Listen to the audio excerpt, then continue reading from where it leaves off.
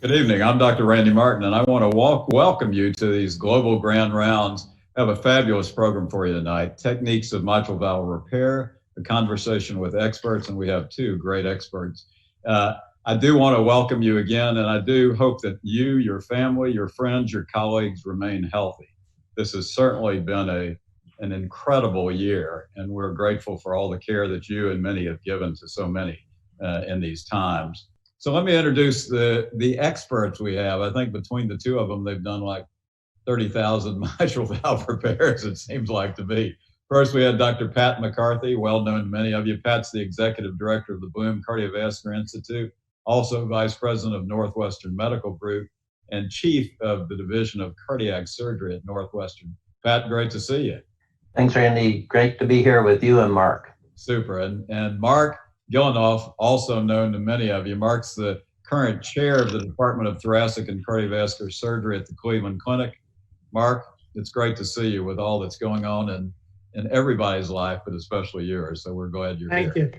So this is going to be fun. You have these two incredible experts who are going to take us through some things, and we'll have some two talks, but we're going to have a lot of chance to Q&A with each other and then with you. So Pat, why don't we start you out? You're going to talk about simplified mitral valve repair, how I do it. It's not simple, but it's simplified the way you do it. So Pat, look forward to it. Thanks, Randy. Just a little background on this talk I'm going to give. It goes back really to my days when I was at the Cleveland Clinic. I knew how to do the original cut and sew Cox-Maze procedure, and so Toby Cosgrove would call me pretty regularly when he had a patient that had degenerative disease and mitral prolapse, and the patient needed a Maze procedure. So I got to stand there next to Toby while he was doing his mitral valve repair. And I remember peppering him with questions, things like, well, why did you do a sliding plasty? And he'd say, well, it was too tall. And I was like, well, how tall is too tall? He's like, this is too tall. And then I was like, well, how small do you make it? And he says, well, really small. And I was like, well, how really small? And so what had occurred to me is that a lot of what we do is, if you've done 500 of them or something, it's easy. You can kind of look at it and you can say, well, that part's too tall or that's too short and stuff. But when you're a young staff guy like I was, it wasn't always that evident what you should be doing. So because of that, I started this kind of quantitative measured technique, and I'm going to go through that with everyone. If I can we back that one up, Joe? So the goals of the repair are something that I also learned about 20 or 30 years ago from Alain Carpentier. We were in a relatively small group of about 5 or 10, and he was giving us a tutorial, and he said, really the end goal is you want to have a coaptation length about 5 to 10 millimeters. Less than 5, you may not have very good coaptation and you may have some residual MR, but more than 10, you may start being at risk for systolic anterior motion or SAM. And so the valve typically is pulled apart in degenerative disease with annular dilatation. You put the leaflets back like this, and you want to get 5 to 10 millimeters of overlap, but you don't want to get a huge amount of overlap because you're going to get SAM.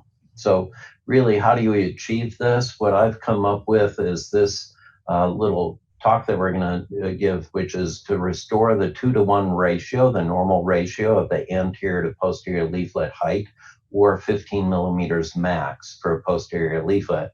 And then when you size, they talk about ring sizes as a 28 or a 38 or 40, but that's commissure to commissure, left, right. As you look at the valve doesn't close commissure to commissure. It closes anterior, posterior. So I size the ring using the A2 length, the height of the anterior leaflet at the middle. And I also know the AP ring diameter, and you can get that from the different companies. So the first step for me is I'm measuring the A2 length. These are commercial calipers in the top right from Scanlon, and the black part of the scale, I didn't show it long enough, but you can actually open it and then read them, and it goes up to about 50 or 60 millimeters.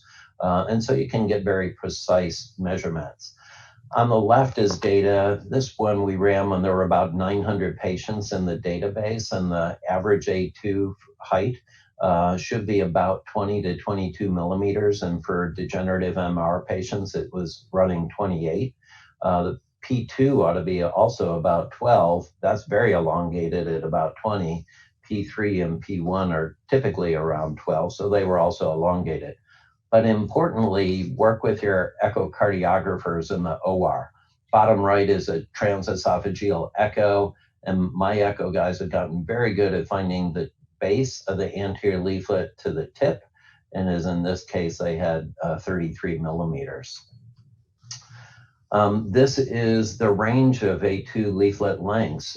This was from a larger group now that's in review of over 1,000 patients, and the mean was about 27. But first of all, you can see there's a wide range. In this group, there aren't a lot of small leaflets that 20 to 22 are normal size. Almost all are really pretty elongated. 28, 30 is not uncommon. Occasionally, like Marfan's types patients, you may even see it up towards 40. So you see a kind of a wide range of the length of those leaflets.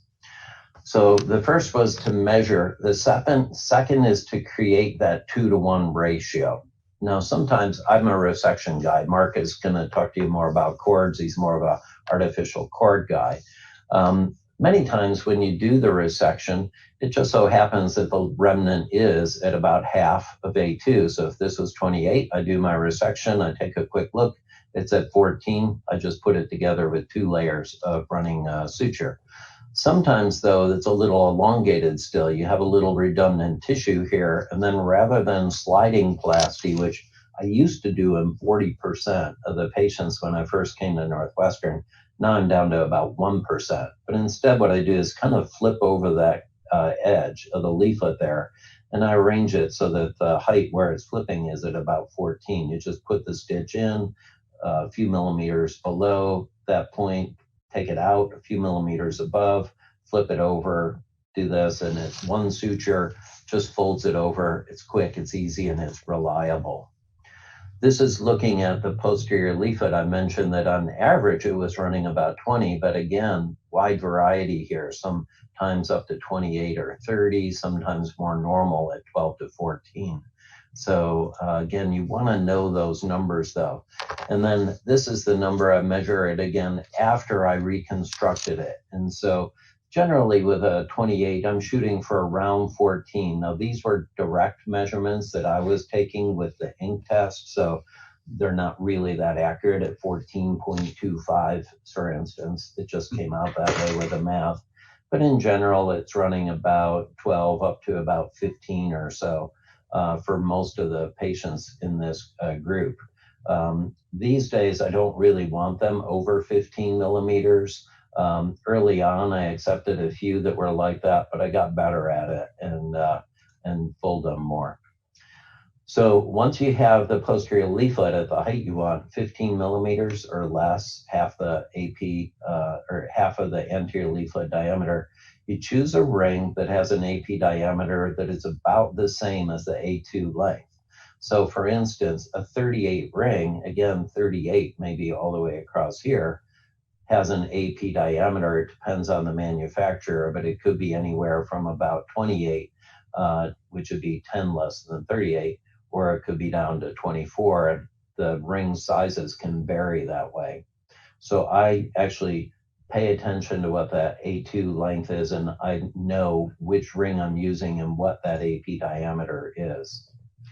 And this is just showing, these are the ring sizes here, 26 up to 40. And it's just showing that as the leaflet height got longer, these are the A2 lengths, it roughly correlates pretty well. So that if there's a really elongated leaflet like A2 of 30, those patients generally are getting like a 38 ring.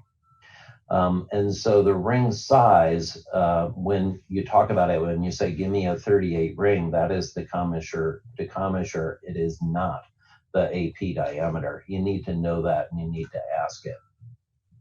Hey, Pat, let me jump in, and maybe Mark probably already knows it, but for those of us that don't, so you can look on the manufacturer's specifics about the ring and see what the AP diameter is? No, it's a good question, Randy. You need to specifically ask them. So for instance, you could ask Medtronic.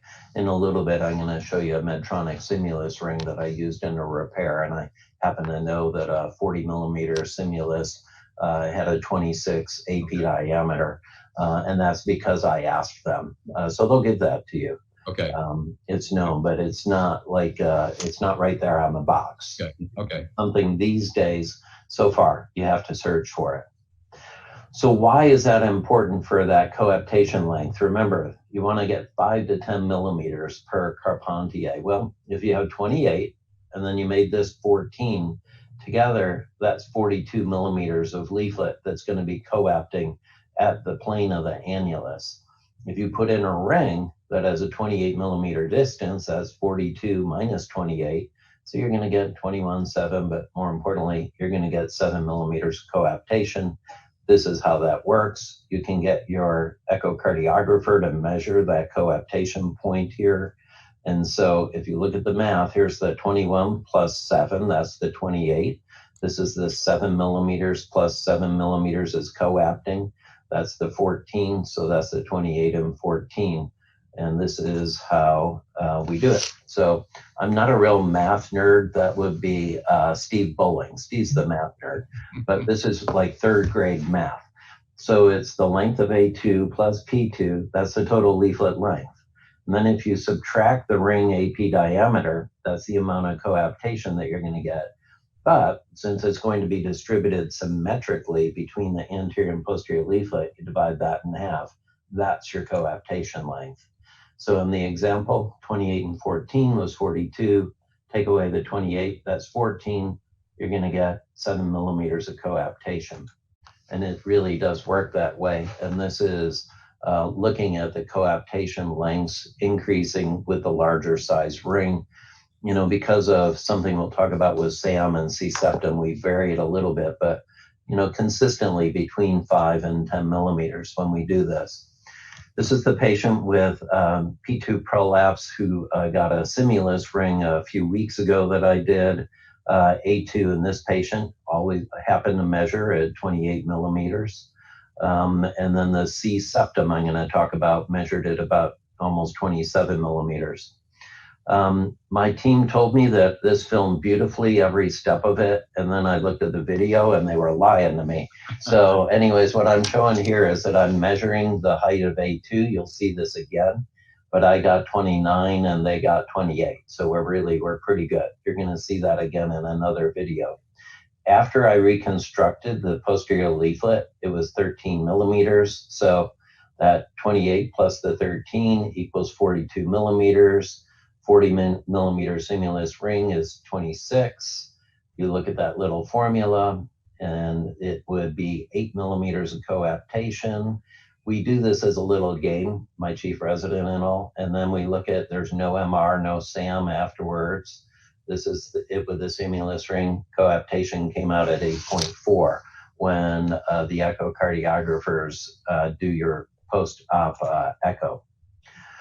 So SAM, we'll talk a little about that. That's one of the other numbers that I use. There's a lot of different ways you can use echo to determine if a patient is at risk for SAM. The easiest one we find is the coaptation point to the nearest point on the septum during systole. That's the C-septum distance. And in everyone, they're measuring that C-septum distance pre-op on the intra-op echo and the A2 length. You can avoid SAM. We only have seen it in 0.3% in almost 1,200 patients. This was just published in an editorial that Steve Bowling and I wrote lately. So knowing like some of these numbers on the C-septum makes a big difference. So this is how you create SAM. If you put in too small a ring, or if you leave the posterior leaflet too long, you're going to be at risk at SAM. So if you put in an 18 millimeter AP diameter ring instead of a 28 millimeter like you should have, then it's 42 minus 18, 24 millimeters of coaptation. That's a lot. And then you divide that by 2, you're going to get 12 millimeters on either side. So the valve may look okay when you look at it, but it's got all this excess tissue that is coapting underneath, Or what really worries us as surgeons is when we repair the valve and it looks like this, and there's almost an equal amount of anterior and posterior leaflet, because underneath it may look like this, and you've got all this lax tissue, and you're going to have a patient that's at risk for SAM. And so the things I use is the C septum, and if it is 25, that's the magic number that we use with C septum. If it is 25 or less, then we start thinking about, well, maybe we ought to put in a little bigger ring by one size, or possibly even two sizes, but that's pretty rare.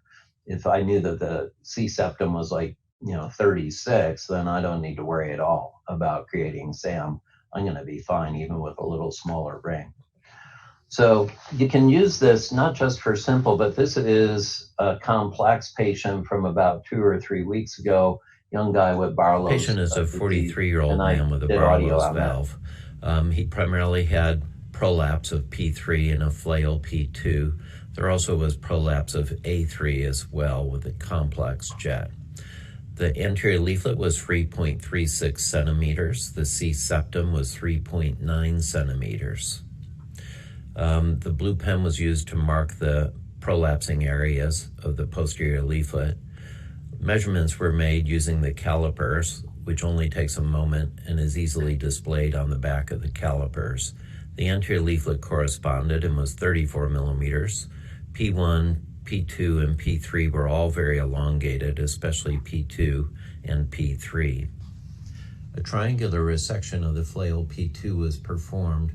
The remaining medial and lateral segments of P2 were both elongated and were treated with a partial folding plasty with the goal to reduce the height of the posterior leaflet in this location to 15 millimeters or less.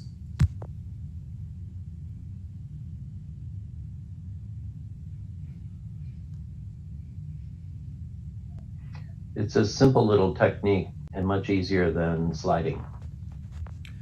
After reconstruction of the leaflets, the posterior leaflet is much shorter and measured 14 millimeters at P2. The prolapsing segment of P3 was resected with a trapezoid resection, and again the remaining leaflet tissue was too long, and that was also treated with a partial folding plasty.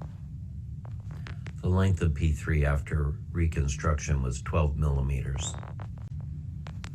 Normal length cords from P3 were transposed to A3 and a portion of A2 with multiple interrupted 5-O-ethibonds. After repair, there's no systolic anterior motion,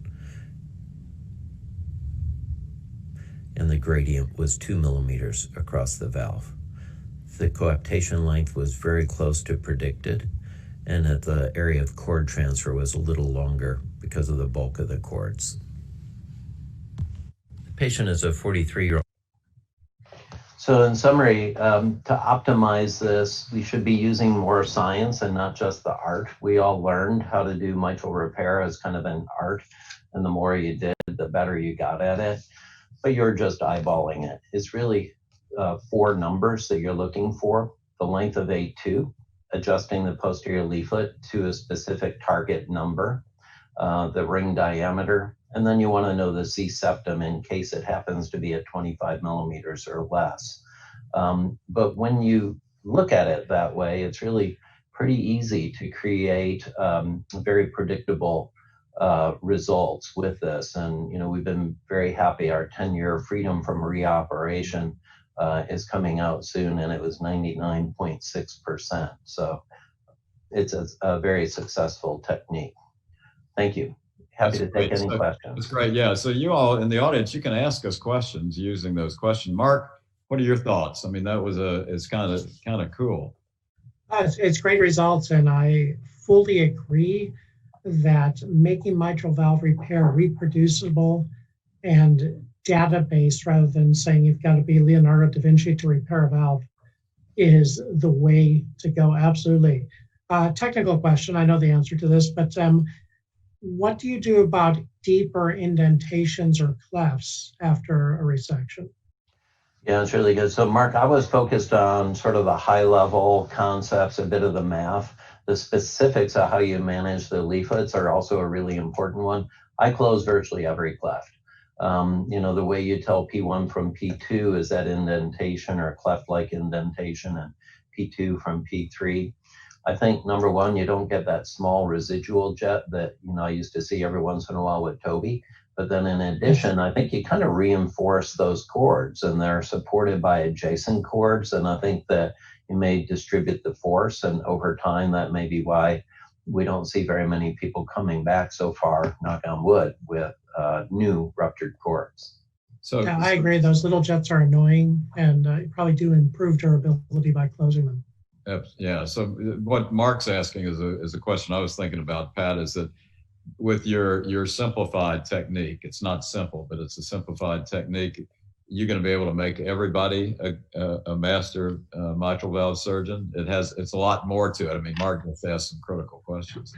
Yeah, I think that there's kind of two phases to this, Randy. I think one phase is to understand the concepts and understand it really well. Mark and I have sat on panels when they're doing live surgery, and we hear those conversations that I just described. Well, Toby, when do you do it? When it's too tall? And well, how small do you make it? And so, you can do that in your head if you've done 1,000. But I think that it is going to make it a lot easier for people to adopt this and be very reproducible with it. Now, I think, there's more to it. Exactly how do you do that resection, closing the clefts and things, and how do you do the folding plasty? Sometimes I do it on one side, but I don't have to do it on the other. So there's nuances to it. That takes a little bit of experience, but we're putting together a video library that will hopefully explain a lot of the leaflet management techniques too. I think another super key point came up when Pat showed that complex case. He was able to say, based on the echo and somebody like Randy Martin or Jim Thomas, before I even saw the valve, I knew there was prolapse at, I think it was P2, P3, A3. So you really need that sort of echocardiographic expertise, don't you think? Really helps. So Pat, we have a question for you from Dr. Bacar from England. Do we choose the annulus size based on the size of the anterior leaflet alone? I choose the ring size based on the size of the anterior leaflet. If we were in a little longer, I might downsize just a little bit if the C septum is, over 25, especially if it gets to be up towards 30. And so it may end up a little bit more like a coaptation length of 7 or 8 or so. But remember, I'm thinking about trying to keep it within that 5 to 10 millimeters. And so I don't oversize or downsize too much. It's pretty much, I use a lot of 38 and 40 rings in degenerative MR. Pat, you would have people, especially if we've got fellows or residents listening, or people who are trying to come up on the amount of the volume of mitral valve repairs they're doing. You'd really recommend people do this routinely, wouldn't you?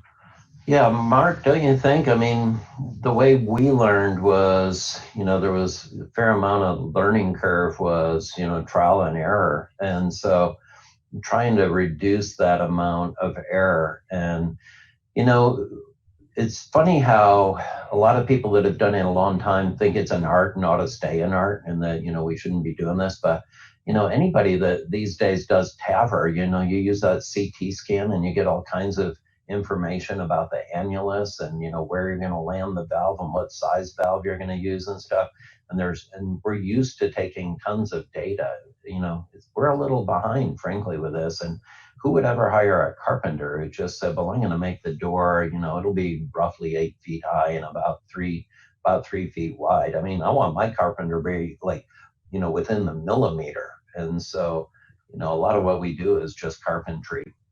So this demystifies it. A lot of the time we'll go to a meeting and somebody will show this spectacular video of the world's most complex mitral valve repair, and they'll be narrating it and saying, and then I put a little stitch here just because I thought it was a good idea, and I put something else over here because I thought that was good, and the echo, of course, comes out perfect. But the learning points, how do you repair a valve, I think are lost from that sort of presentation. So we have 2 questions, but we're going to move on after those and get to your talk. Mark, 'cause I could talk to, and I'm sure you could know, Mark, about SAM, because I think it's really important. But here's a question from John Yam. John, great to hear from you. He's in the Philippines. He says, what is the ideal C-sept measurement? What size do you don't want to go below, Pat? So the number to keep in mind is 25 millimeters. I did a HOCM patient today. It was 19 millimeters because they have a septal bulge and it comes over to the coaptation. If you're less than 25, then you're going to be at some risk for SAM. When you see that, don't put in a small ring, maybe put a little bigger ring, and sometimes I might make the posterior leaflet a little less than half even. So if you have a small C septum, then you keep it in mind, the way you get in trouble is a small ring or you left the posterior leaflet too tall. So a small posterior leaflet, good size ring. That's great. Can you answer one more question? Sure. Quickly there, Dr. Henry Hershowitz asks, what about bands? Do you always use full rings? Yeah, so I, spent a lot of time obviously at the Cleveland Clinic, and then I also spent a lot of time with Professor Carpentier, and I just am kind of a complete ring guy. And so, everyone has their favorites. I like having that fixed AP diameter. I know it's not going to change over time. I don't have to worry whether I got the band all the way up to the trigone to seat it in there. And it's not that much more trouble to put in an additional 3 sutures up there, especially in this group. So Mark, what do you do? Do you tailor it to the patient, or do you use bands? We use mostly bands, although we will periodically use a complete ring. But for the most part, we will use bands. And I think there's no hard evidence to show a band is better than a ring, is better than rigid versus semi-rigid, or planar versus saddle shape.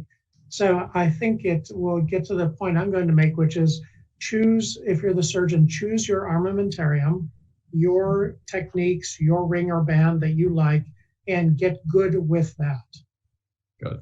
Good point. All right, Mark, let's pass the baton over to you. So you're going to tell us about 5 techniques for 95% repair, focusing on a simplified approach to the placement of artificial chordae. So we're looking forward to that.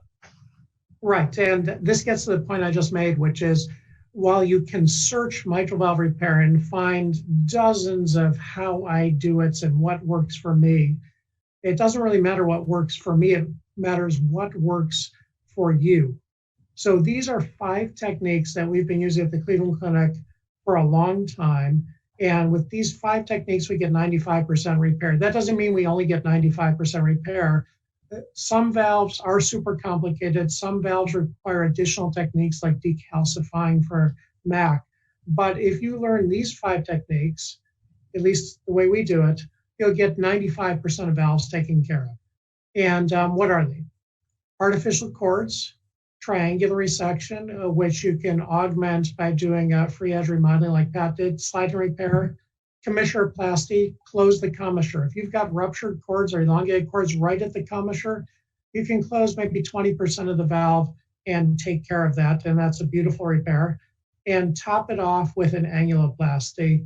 Everyone knows, or everyone should know, every degenerative mitral repair requires an annuloplasty, whether you choose band, ring, rigid, semi-rigid, flexible, some kind of prosthetic annuloplasty, not suture, not pericardium, but something prosthetic. So these are the 5 techniques that we use most often at the Cleveland Clinic. And these days, we're using artificial cords more and more. In both randomized controlled studies from Germany and in comparative series retrospectively, for posterior leaflet prolapse, artificial cords and resection are largely equivalent. So it gets to choose whichever one works for you, whichever one you're most comfortable with. For anterior leaflet prolapse, we used exclusively artificial cords. And for commissural prolapse, we just closed the commissure. So when we walk into the operating room, what we want to know from the echocardiographer is, where is the prolapse? Is it posterior? Is it anterior? Is it both anterior and posterior? And is it the commissure? And those key answers, what prolapse is, and then second question I always ask is, what is my risk of SAM? And they give me the C-sept distance, which I want to be greater than 25. But the best way to treat SAM is to not get SAM. I did have a case I was going to show from a couple weeks ago where I made a mistake and I got SAM. It was predictable, and we fixed it, but it made the day a little longer. So avoid SEM using what Pat showed you. As I said, we use more artificial cords, Cortex or PTFE, generally CV4. You can use CV4 or CV5. And we've added some science or math to it, because the question with cords is always this: how long should they be? How long do you make your cords? How do you judge the length? And what we've started to do is to take a CV4 or CV5 Gore-Tex, cut one of the needles off, put a knot at the end, and then take a purple marker, a blue marker, whatever you have in the OR, and just mark near the knot 2 centimeters for an anterior cord, 1.5 centimeters for a posterior cord. So that area of the suture, that length, 2 centimeters for anterior, 1.5 for posterior, is going to put you in the ballpark, and you can look in the ventricle, and I'll show you how you can see that. So yes, there is some judgment. There's always some judgment in surgery. It can't be fully automated. But if you mark the Gore-Tex with a marker and know how long is 2 centimeters for anterior, 1.5 for posterior, you're going to be right in the ballpark for correct chordal length for almost all patients. So how do you do that?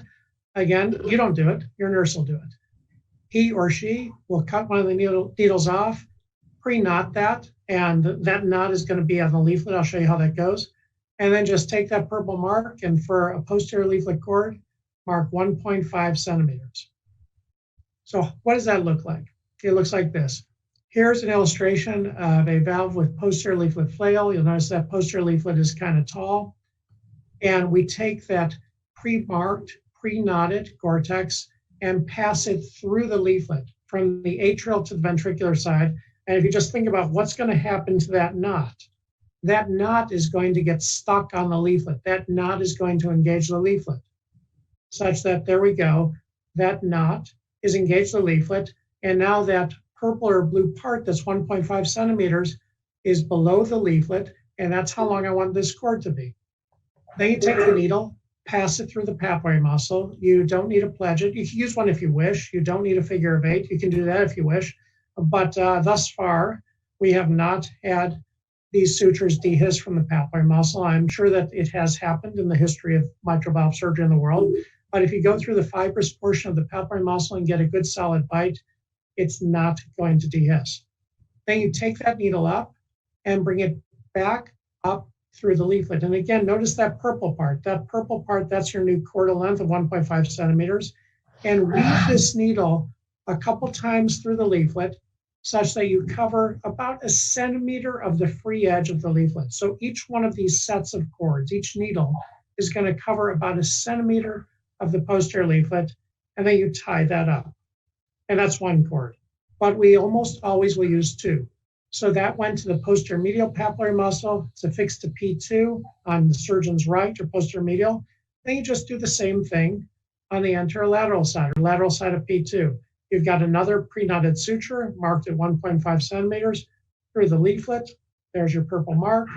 Then through the papillary muscle near the fibrous portion, and then back up, weave it through 2 or 3 times, tie it, and you've got P2 supported.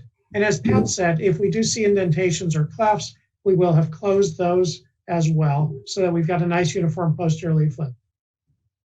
And we add a band. You could add band, ring, whichever you like. And we do measure it based upon the anterior leaflet, not the commissures, but anterior leaflet. So what does that look like? Here's a patient, 59-year-old man, average age at which people present for surgery for posterior leaflet prolapse is 57, 58, asymptomatic, has a murmur, echo shows P2 prolapse, his cath is clean, and here's his intraoperative transesophageal echo with the big anteriorly directed jet and a big area flail. So this was a case we did robotically, and you can see this is the first of these Gore-Tex sutures going through the posterior leaflet, then through the papillary muscle in the fibrous portion, and you'll be able to see there's the dark or purple marked portion right in there. We bring this suture back up through the posterior leaflet, and generally we'll take 3 bites, pulling it down. And this is going to cover, again, about a centimeter of the posterior leaflet, and tie that, making sure it's no longer the 1.5 centimeters. So you can look inside the ventricle and make sure of that. And in addition, when you tie it, you want to see the posterior leaflet dip into the ventricle a bit. So we're not using a reference point. We're not looking too much at the rest of the valve. We just want to make sure that we're no longer than 1.5 centimeters, which we've pre-marked on the Gore-Tex. And in addition, we want to see that leaflet dip into the ventricle a bit. In general, when I'm making posterior leaflet cords, they will almost always look like they're shorter than I want them. And that's what you want. You want the posterior leaflet cords to look a little bit on the short side. And here we're just adjusting and looking inside. And notice how that first cord already, it's dipping into the ventricle. We've got to pull that ventricle, or pull that leaflet up rather, to get the second cord in. And with Gore-Tex, tie a lot of knots. We tend to tie 10. If you were doing this non-robotically, you would just make sure that first tail on the knotted portion is long enough that you can tie. With robotic surgery, it doesn't have to be all that long. In fact, you don't want it that long. And we complete this with a band going trigone to trigone. And I will say that if you're doing something robotically or less invasively, it tends to be a bit easier to do it using a flexible band than a rigid full ring, although you can certainly use the rigid full ring. And we will wind up running this band. It's an easier way to suture it. If it's through a sternotomy, we'll do it in a standard interrupted fashion. This also is pre-knotted for sort of being a little more efficient with the robotic approach, so we don't have to tie a knot at the end.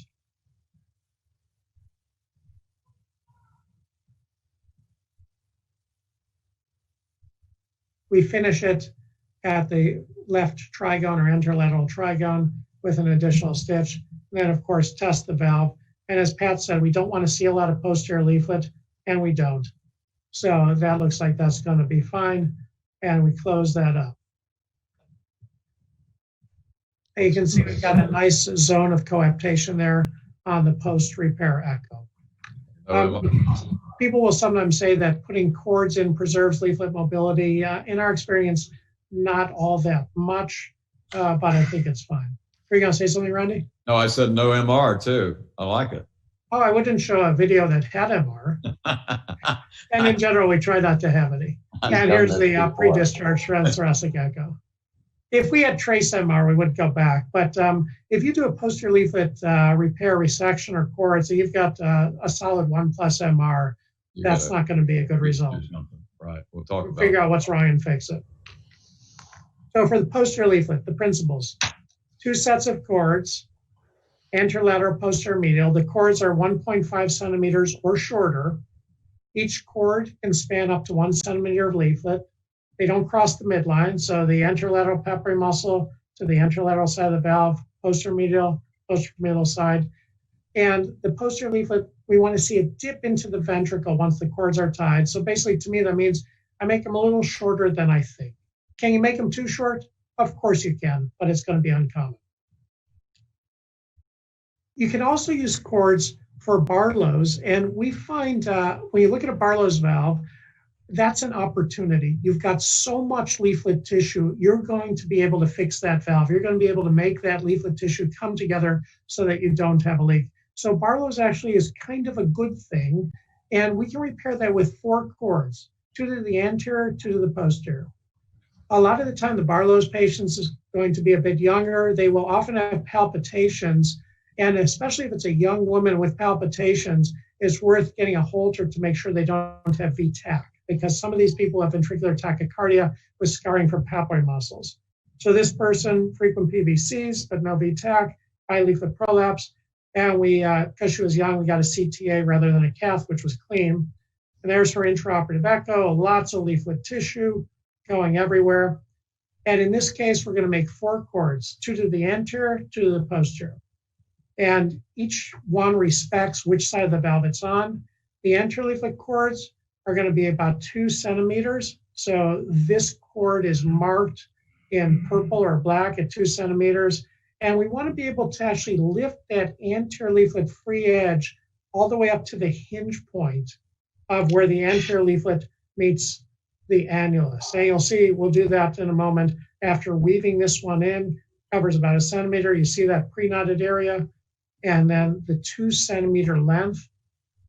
To me, these always look too long. So I tell myself anterior leaflet cords, they're going to look a little long, and see how we can really lift that anterior leaflet up. It reaches all the way to the hinge point. You might think that's going to be too long. It won't be. That almost always works. Generally do the anterior leaflet cords first. If things get a little crowded down there in the ventricle, you want to make sure you don't get tangled up with the native cords and the cords you've already placed.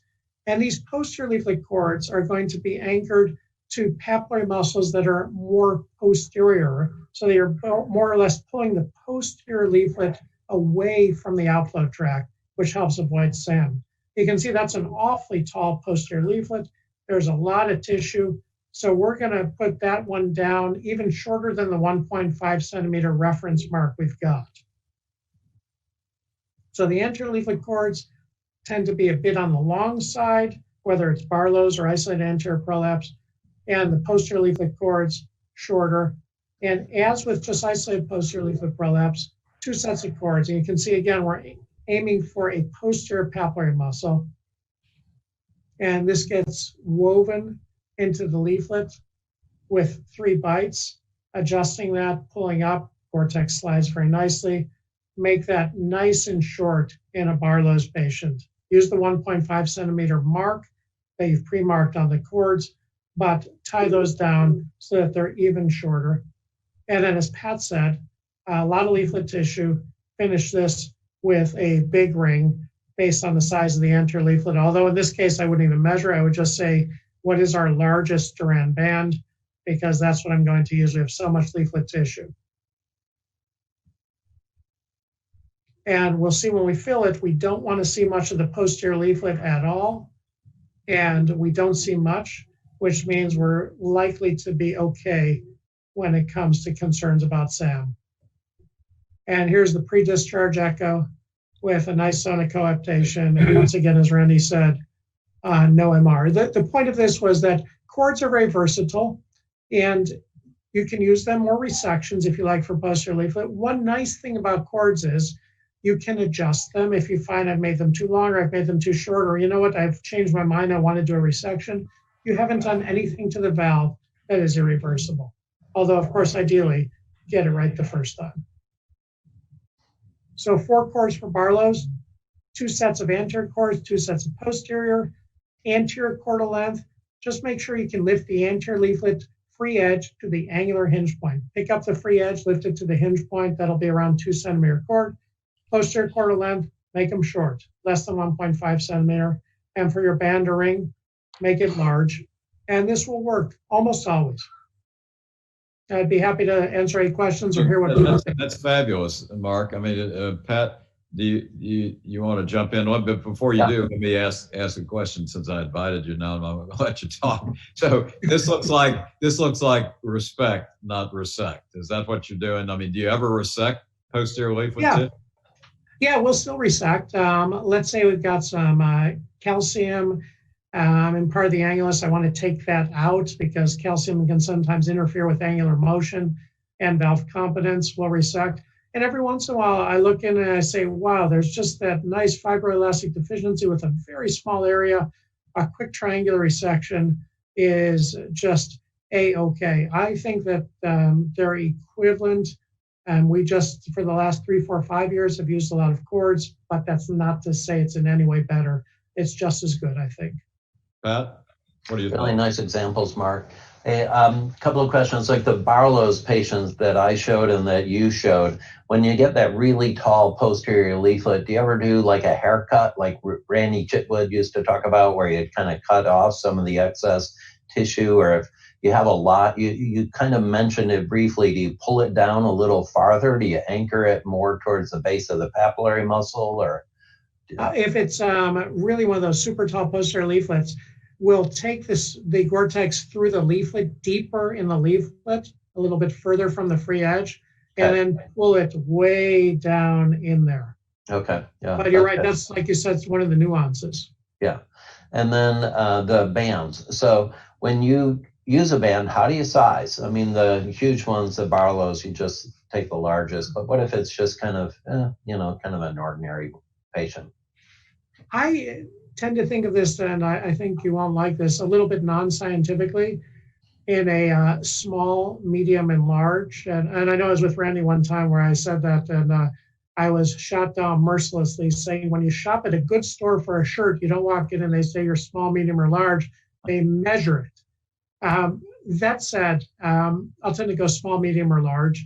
And most of the people who have degenerative disease who get a band will use a larger ring. Also, in part because you saw with the robot, we don't have the template on. So if I'm using a 35 band, after I've scrunched it up a little bit, it's not a 35 anymore. It's a little smaller.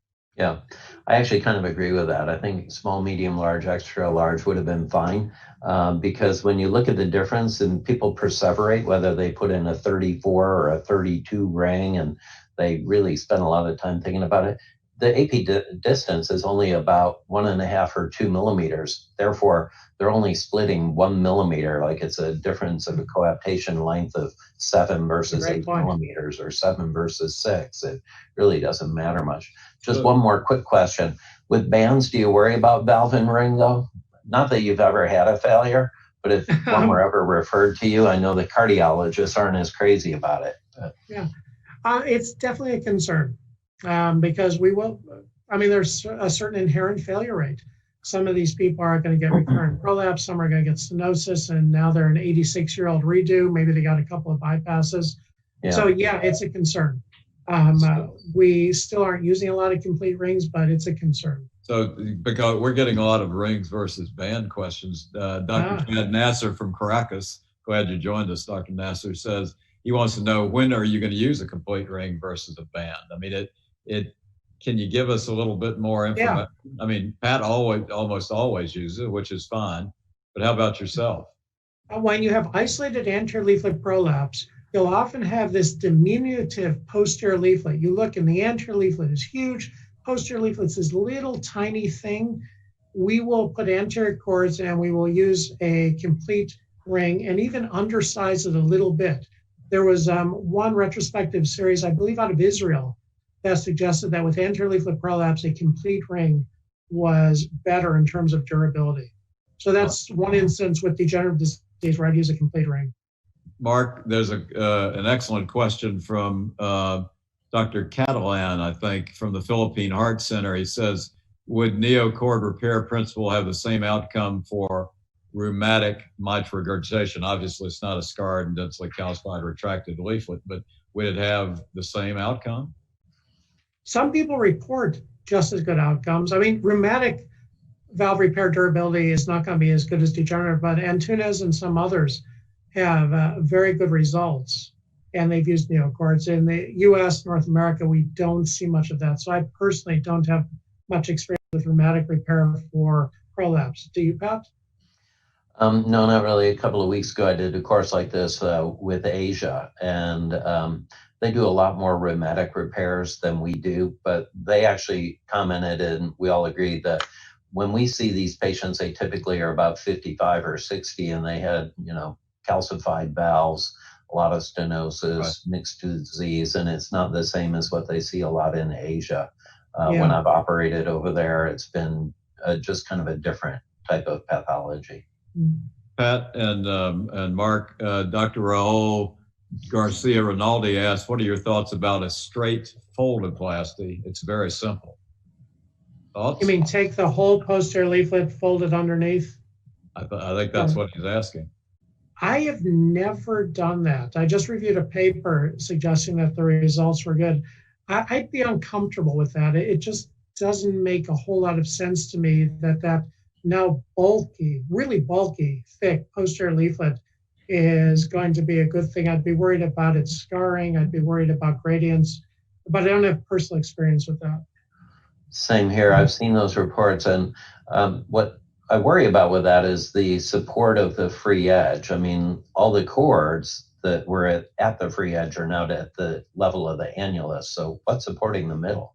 Just the secondary chords, and the middle is now your free edge. So I haven't had a reason to do it, but I've seen the reports. They're kind of limited.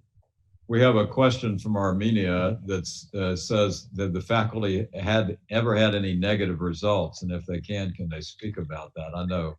Yes, I've had negative results. I left all of mine at Cleveland Clinic before I left. Everyone's had some negative results. So you know, the SAM thing is really important. I know Pat said he uses primarily CSEP, but you know, I used to do. I mean, we did things like the aortic mitral angle, the thickness of the septum, the CSEP. If the ratio of the anterior to posterior leaflet's less than 1.3, you're going to have problems. Mark, you were going to show a SAM case, so tell us, you know, what do you look for in those patients? First, I'll walk in and the anesthesiologist or echocardiographer will say your risk of SAM to the small, medium, or large is very low, medium, or high. I guess that must be what we do in Cleveland, small, medium, large. And I'll get the CSEP measurement, length of the anterior leaflet. But then I look at the echo and I just ask myself, is there a lot of leaflet tissue for this ventricle? Is this a smallish ventricle with a lot of leaflet tissue? And that impression coupled with the measurements tells me I need to do something for the SAM, whether that is a folding plasty like Pat, or in my hands, it would be just make very short chords. But recently we did, I was taking one of our newer faculty through a case and he wanted to do a sliding repair. I said, that sounds good. And we did a very wimpy sliding repair. We detached the leaflet, sewed it back on, so it was about 2 millimeters shorter. And guess what? We got SAM. That wasn't enough. Apparently at some institutions, you can medically manage SAM and you can get the hemodynamic state just right so that it goes away for 30 seconds and it never comes back. Don't do that. If you come off and you find one hemodynamic situation that makes the SAM go away, the patient's not going to live under general anesthesia in that situation. Fix it right there and then. So we went back and we made 2 chords to the posterior leaflet and made them very short and pulled it down. And maybe it took 15, 20 minutes, but we left with a good result. What are your other options? What do you do also?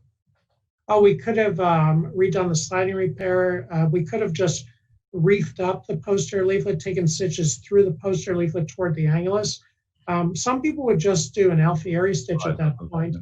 I don't want an Alfieri stitch in my own heart. It's not that it's going to prevent me from running a marathon. Other things prevent that. But I haven't done that to treat SAM after a repair. Mark, there's a question from Dr. Azuris, asks if you would use a complete ring if you face SAM. Actually, the opposite. If I face SAM, I would be more likely to use a band because the band is less effective at reducing the AP diameter.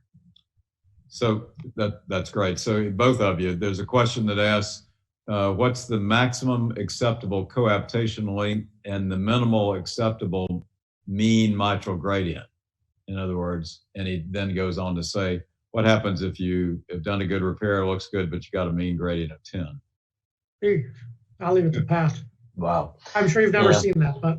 Yeah, 10 is a lot. So in terms of the coaptation length, if I start to go over 10 millimeters, it's a little on the high side. I did show that one where it was just, a little bulkiness where I transferred chords. So generally, you can get within that 10. I've never seen one that was like 14 or 18 millimeters of coaptation length. That would probably worry me. I'd put in too small a ring, I would think, or I had not made the posterior leaflet short enough. What was the second one? Oh, the gradient. That one comes up a lot. So remember, the hemodynamics in the OR are a little bit odd. 4 is unusually high. 5 is like makes me stop and gets my attention a little bit. 6, I'm starting to think about what happened, and what's the heart rate and what's the cardiac output. And, Is there something physiologic? If I start going above 6, I'm not happy with that. So I'd have to think about that one and what I would do. I agree. A lot of the time, bioprosthetic valves can have a mean gradient of 6, 7, or 8. So we accept that with a bioprosthetic valve. But let's say I've closed a commissure and then I put a small ring in and I've got a mean gradient of 8 or 9. That's not a good repair. You can't say, all right, your valve doesn't leak anymore, but it's stenotic. If you sew enough of the valve shut, it won't leak. Patients are more symptomatic with mitral stenosis than mitral regurg. And so if you do leave them with some mitral stenosis, a couple of months later, they may be pretty unhappy. Yeah. Which, Randy, brings me back. Remember, you had asked about what are the things that, we did wrong and stuff. Right. Yeah. I would say maybe early in my day, it was probably trying, like some other guys, try to have 100% repair rate for degenerative MR. Right. And those are those kind of crazy calcified leaflets in the 80-year-old and things. And, I'm 99.8% repair under 65, but all in all, it's like 97%, because when you start getting calcified leaflets and very fragile cords and all, the last thing you want to do is repair somebody who's 80 years old and then they're 84 and they're back to that redo that Mark was talking about. So if I have any concerns, then I'll replace the valve at that age. I mean, it's still not common, but I was going to made that mistake. I was going to ask both of you and ask Mark. I'll ask Mark. Mark, what do you do about MAC? I mean, that's obviously an increasing problem with aging, but how can you use the techniques that you showed if somebody has a small bar of MAC but not of a big bar? Or what do you do? Yeah, sometimes the first thing that I think of with MAC is safety.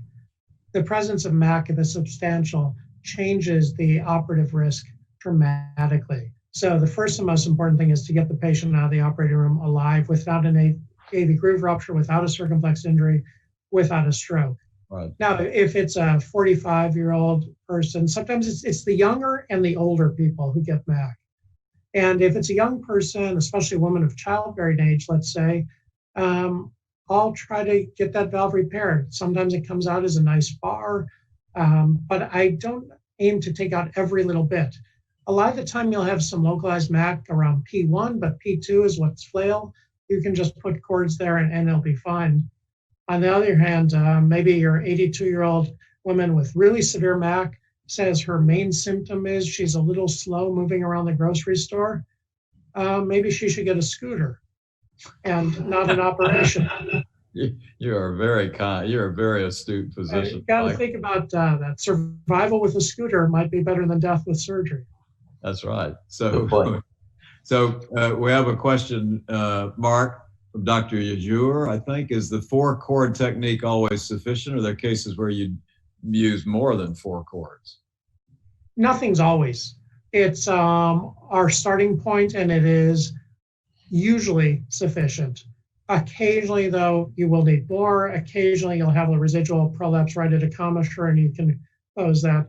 But it's a very good start for the people who have Barlow's disease, and usually it does the trick. Somebody, Dr. Uramillo, I'm sorry, is asking for commissure regurg. Can you use an alveoli stitch and a ring? Mark? Yeah, for whatever reason, we call it commissuroplasty there, but it's an alveoli stitch. And I think you can close about 20% of the valve if you put a good size ring. Pat, how much would you say you can close? I think it's about the same. When I do those, Mark, too, what I learned over the years is put those stitches out on the free edge of the leaflets. If you start putting them up into the body of the leaflet, then you're going to decrease mobility and you may get a little higher gradient. But if you kind of dunk it and you've got your stitches holding it together at the free edge, that's going to be fine. Hey, Randy, let me just weigh in a little on that MAC one, too. Okay, sure. Because that's an important question, and it's hours old for me. Today I did a radiation heart disease, aortic and mitral valve, and she had quite a bit of MAC. Oh, yeah. One of the things that I stress to the residents is don't go crazy trying to fix this. Like Mark said, sometimes the fix is worse than the disease, and you end up with a free wall rupture and all sorts of things. What you really want is to get rid of enough of the annular calcification that you can get your sutures in and that they're going to hold well and you're not going to get a perivalve leak. So you don't need to remove all of the calcium, as people had shown like 30 years ago and stuff. In fact, right. I've never had to do that, even though Professor Carpentier himself told me that I would someday, but I still haven't. And so, get in enough that you can get your valve in or your ring and get a good result, and no perivalve leak, but don't go crazy about it. I think some of the valve and MAC that we see, the transcatheter stuff, I look at the films and I'm like, that would have been a nothing. That would have been like, I'd hardly even consider that much MAC. Right. Mm-hmm. Let me ask you this question from Dr. Peter James Tuska. I think here's a patient with multiple central jets, but you don't see anything necessarily wrong with the valve. And there is minimal posterior leaflet height, about 6 millimeters. What are your thoughts? Yeah, so I do tell people to watch out for rheumatic disease on echo sometimes. You guys read it as an anterior leaflet prolapse when it's actually posterior leaflet restriction and subvalvular fusion.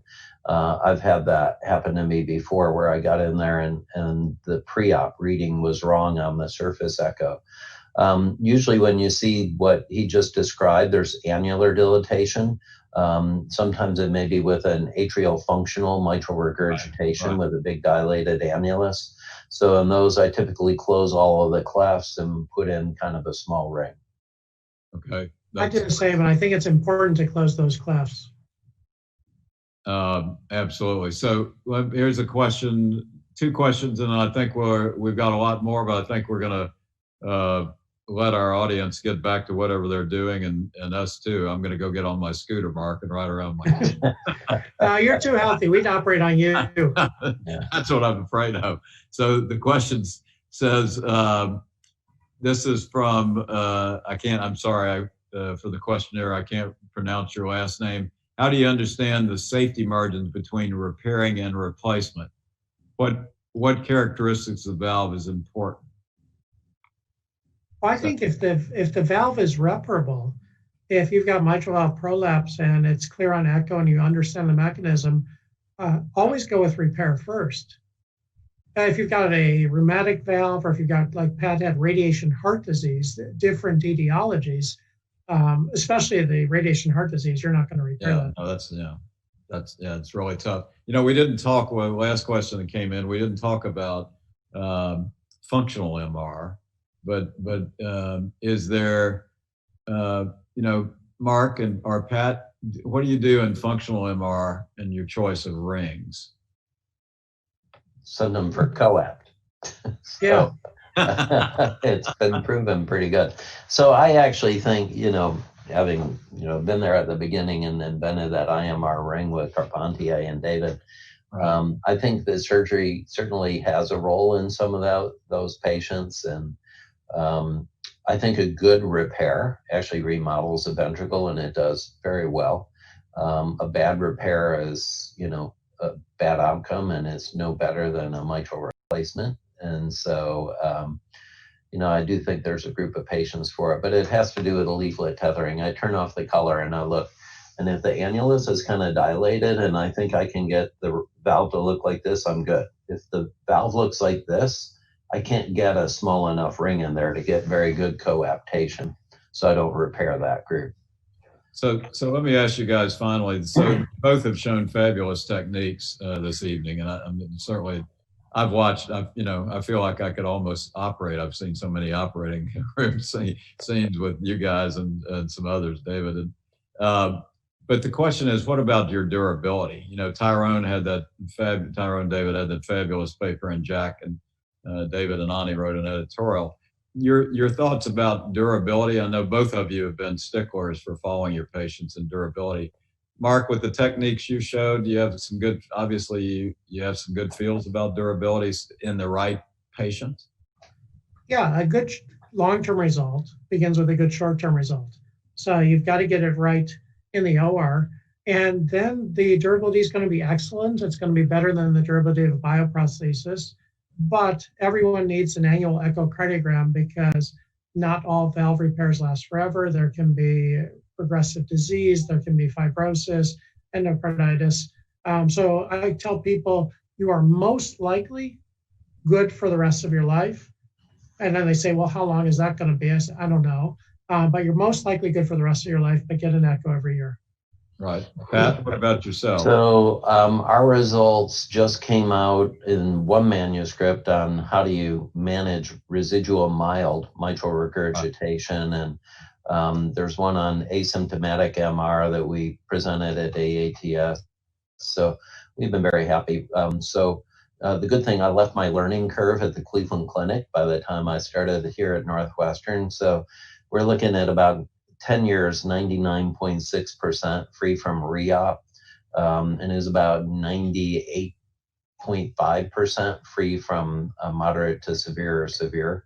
And about 15% had moderate MR at some point. Well, it might have been at year 4, and by year 8, different echo, it only looked mild. But I agree with Mark. I think that, this group of patients, you're not really curing the disease, but if you're getting good coaptation and you've done a good job at the beginning, it should be a very durable repair.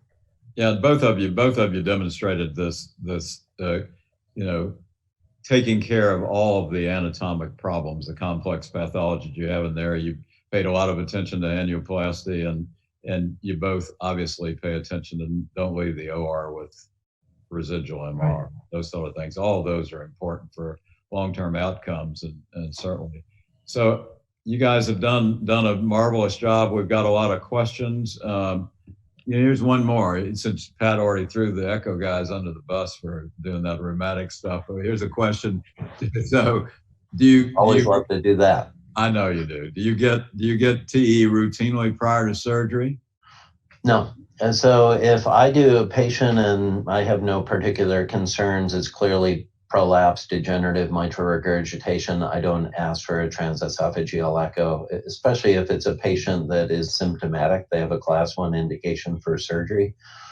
If it is an asymptomatic patient and it's questionable for some reason whether it may be repairable, then I may ask for a transesophageal echo, but otherwise I don't put them through it, and we just get it in the OR. Mark, how about you? Agree. Yeah, no, he agrees. You've heard me. I mean, you can tell almost everything you need to know from a good transthoracic, especially on the primary MR patients, for timing. Yes. And people wait too long on patients oftentimes. Well, gentlemen, I always enjoy learning and being with both of you. It's been a fantastic hour. I mean that sincerely. You both are master surgeons and super educators. We thank Medtronics for allowing us to do this, and certainly we have some more questions. We'll try to answer those, but thank all of you for joining us. We've enjoyed being with you. I'm seeing here that we want your feedback, so that they're showing you a way to give us feedback, so please do. And thank you all very much. Have a good evening wherever you are. Thanks, everyone. Good to see you guys again. Hopefully next year in person. See ya.